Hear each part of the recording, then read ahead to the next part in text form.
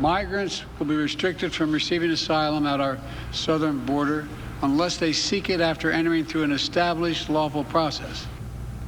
President Biden announcing his most aggressive action on immigration yet. Thank you for joining us this evening. I'm Kimberly Hunt. The president unveiled sweeping asylum restrictions that will take effect at midnight. Under the new executive action, migrants will be turned away after 7 straight days of 2,500 illegal crossings per day.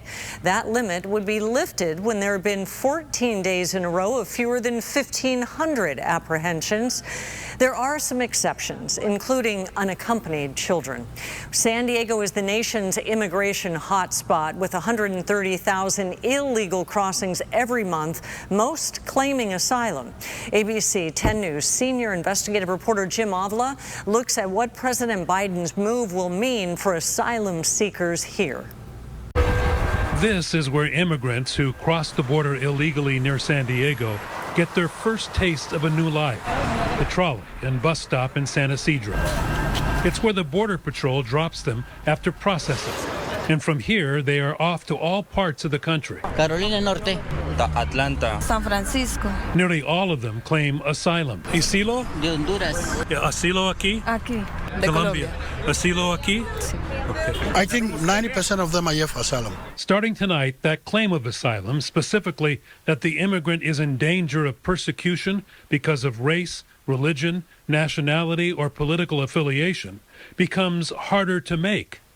After the 2,500 apprehensions triggers the new Biden plan, none of these asylum seekers who cross daily between ports of entry claiming persecution will be allowed in country.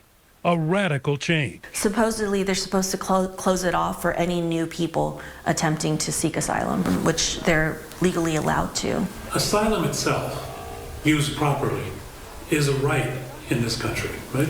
It's a right internationally. President Biden has been reluctant to issue an executive order limiting asylum seekers because Congress could do a better job fixing the broken immigration system. The bipartisan bill that failed this year would have limited asylum, but would have also added judges and Border Patrol agents to streamline the system. This presidential decree does not. The right to asylum is federal law.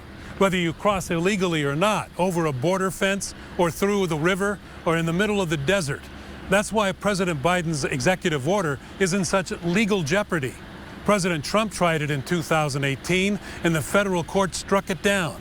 And now the ACLU has already filed suit against the Biden ban. Jim Avila, Team 10.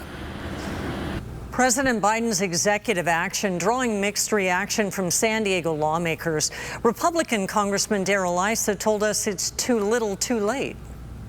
There are many, many steps this president could have taken it in addition to, if you will, the remain in Mexico, which he abandoned. He has systematically not done that. He chose to do things for political expedience that have now backfired. And Congressman Scott Peters and Congressman Mike Levin praised the president's action, while Representatives Juan Vargas and Sarah Jacobs said in statements migrants have the right to seek asylum here.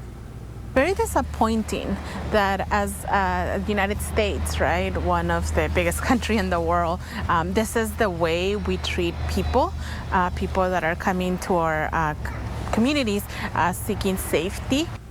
The director of the Southern Border Communities Coalition says the executive order violates human rights. Migrant advocates worry that it will lead to migrants taking more dangerous routes into the U.S. Since Title 42 expired last May, more than 250,000 migrants have crossed into San Diego County. ABC 10 News will continue to monitor the evolving situation at the border. You can get updates on 10news.com or our free mobile app.